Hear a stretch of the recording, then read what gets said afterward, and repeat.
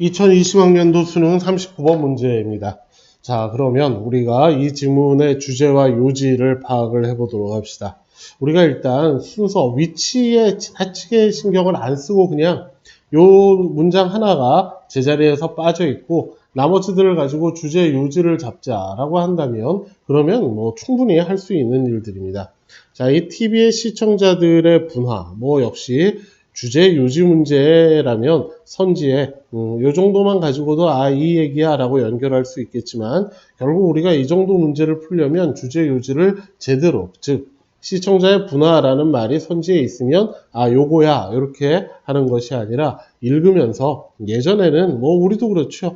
TV라고 하면 공중파 채널 두세 개밖에 없었는데 지금은 TV 그러면 공중파도 있고 케이블 TV도 있고 IPTV 등등 이렇게 많죠. 그 다음에 그 채널마다 스포츠 전문 채널, 예능 전문 채널 등등이 있어요. 그러니 예전에는 광고를 여기에다만 하면 그러면 사람들이 다 보는데 지금은 공중파에만 하면 사람들이 다 보는 게 아니란 말이야. 그래서 케이블에도 해야 되고 케이블 안에서 스포츠 채널만 보는 사람이 있으니까 여기도 해야 되고 그 다음에 연애 오락 프로그램 여기도 해야 되고 등등 이렇게 이제 나누어졌다라는 것이에요. 그래서 그들이 염려를 해. 예전에는 그냥 공중파, KBS, MBC 여기만 하면 됐는데 이제는 온갖 케이블 TV 이런 데까지 다 해야 한다라고 걱정을 하나. 그러나 그건 지나친 염려, 그렇게까지 걱정할 필요가 없다. 이렇게만 하면 됩니다. 자, 그래서 염려를 하는데 그거는 그렇게까지 염려할 필요가 없다. 이렇게만 나누면 그러면 결국 주어진 문장은 어느 쪽이냐 하면 걱정할 필요 없습니다. 라는 쪽의 이야기라는 것은 우리가 구별들을 해낼 수 있어요. 그러면 다시 문장을 보면서 2번 문장은 분명히 이건 이제 이렇게 걱정할 거리들이야 라는 이야기고 요 3번 문장은 분명히 이건 걱정할 이야기들이 아니라 여기에서 gain considerable benefit 이런 표현들만 종합으로 돌아다닌다 하더라도 상당한 혜택들을 얻을 수 있습니다. 이렇게도 했으니까 이쪽은 걱정과는 전혀 거리가 먼 이야기들이겠죠. 그럼 여기서 달라지는 것이고 그리고 이제 주어진 문장에 조금 까다로울 수는 있겠지만 여기에 still 기본적인 뜻은 여전히인데 우리가 여전히라는 말을 어떻게 써?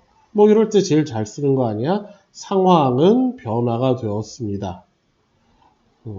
여전히 우리의 생활 방식은 같습니다. 이럴 때 쓰는 것이잖아. 그래서 이 여전히라는 말의 의미들 중에 하나는 그러나 여전히 뭔가가 달라졌지만 그러나 여전히 이것들은 같습니다. 이 스틸이 그 스틸입니다.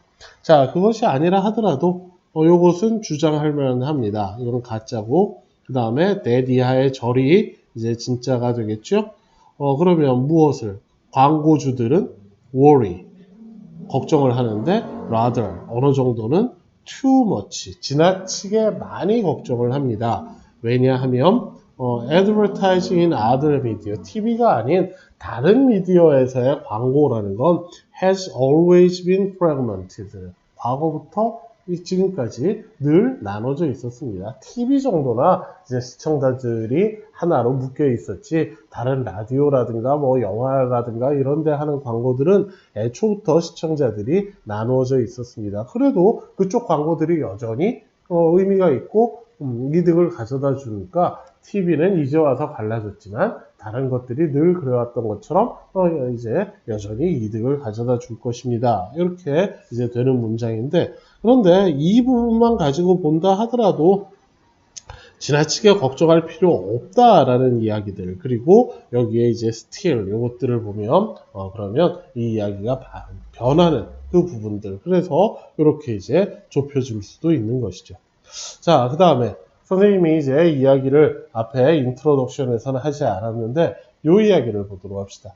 만약 우리가 이것들을 나눈다면 똑같은 이야기인데 얘와 얘가 모오버로 이어질 수가 없어요. 즉 여기까지는 걱정을 할 만한 걱정을 하고 걱정할 이유다이고 그 다음에 여기에는 걱정할 필요가 없다라는 이야기인데 그게 moreover로 이어질 수는 없는 것이잖아.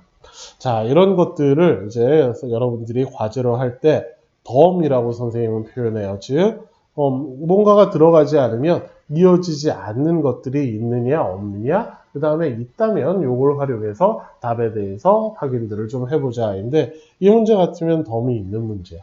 자, 그럼 이 얘기를 해보자면 오늘 우리가 살펴볼 문제가 작년 수능부터 14개의 문제인데 14개들 중에서 이렇게 덤이 있는 문제들이 세보면 8개예요. 그리고 덤이 없는 문제들이 5개야. 하나는 좀 애매한 녀석이 하나 있어. 즉 있다라고 하기도 그렇고 없다라기도 하기도 그렇고 이런 것들. 그러면 이쪽은 이것만 가지고 딱 답을 확신할 수는 하기는 어려우니까 아무래도 현실적으로는 이쪽에 들어갈 가능성이 높겠죠. 자, 그러면 그래서 선생님이 이제 덤이라고 이름을 붙이는 이유는 덤은 뭐야? 뭐 살 때마다 늘 주는 게 아니잖아. 그렇지? 그래서 절반 조금 넘는 이보다 이제 기출 문제들을 분석을 해보면 이보다 좀 더 많은 문제들을 분석을 해봤을 때 이렇게 중간에 뭔가가 들어가지 않으면 이어질 수 없는, 즉 흔히 공백이나 단절 이런 부분들이 있는 문제들은 기출문제 가지고 통계를 내보면 한 60%가 조금 안 되는 정도예요. 반보다 조금 더 많은 정도, 이런 정도입니다. 따라서 이것은 우리에게 있는 경우라면 굉장히 큰 도움들, 특히 내가 선택한 곳이 답이구나라고 아주 확신을 가지게 만들어주는 확인하는 용도로서는 엄청나게 큰 역할들을 하지만 이게 늘 주어지는 것이 아니니까 예를 들어서 이게 접근법의 첫 번째가 되는 건 문제다라는 이야기예요. 자, 여러분들 좀 재미있는 얘기를 해볼까요? 자, 여러분들 이 기출 문제들 중에서 여기 14개의 문제들 중에서 제일 많은 게 1, 2, 3, 4, 5 중에 제일 많은 게 뭘 것 같아요? 네, 제일 많은 건 우리의 예상대로 4번입니다. 4번이 7개예요. 자, 그러면 그냥 안 읽고 이번에도 절반 정도가 4번이니까 4번을 쓰자. 이거나 절반보다는 조금 넘으니까 일단 문제들을 읽기는 읽겠지만 다른 걸 신경 안 쓰고 그 두 문장씩만 읽어서 연결이 안 되는 데를 찾잖아. 크게 이제 흔히 말하는 요 14개를 가지고 얘기하는 통계로서는 뭐 크게 다르지 않은 일들이죠. 자, 그러나 우리들 중에 어느 누구소 그러면 위치 문제는 일단 애초부터 포기하고 그냥 4번 찍어. 이렇게 이제 1년을 보내고 또 남은 2달을 보내서 마무리할 사람은 없겠지요. 자, 그러니 지금까지 공부한 것들 또 앞으로 남아있는 것들이 좀 많아 보인다 하더라도 우리는 계속해서 가장 중요한 본질들 그리고 본질의 실력을 키우고 가장 중요한 것부터 생각을 하는 접근법들을 가져야 되겠습니다. 언제나 모든 유형에서 첫 번째로 해야 할 일은 이게 무슨 이야기냐라는 걸 좀 더 구체적으로 파악을 하는 것인데 이 문제 같으면 그냥 주제 정도만 물론 이 내용들은 구체적으로 이해가 돼야 되겠죠. 이게 어떤 걱정들을 이게 무엇이며 이게 왜 광고주들하고 걱정을 하게 만드느냐 이 정도는 이해를 하는 게 필요하고 그 다음에 뒤에 가서 그렇게까지 걱정할 일은 아니다 이 정도만 나눠주면 그 이야기가 나눠주는 시작 부분에 주어진 문장들이 들어가고 이 녀석이 빠지면 이렇게 연결이 잘 안 된다라는 덤도 있고 하니까 이거부터 시작을 하면 그러면 좀 더 많은 문제들을 지금 현재의 실력이 그대로라 하더라도 좀 더 많은 문제들을 좀 더 빠르게 해결들을 할 수 있게 됩니다.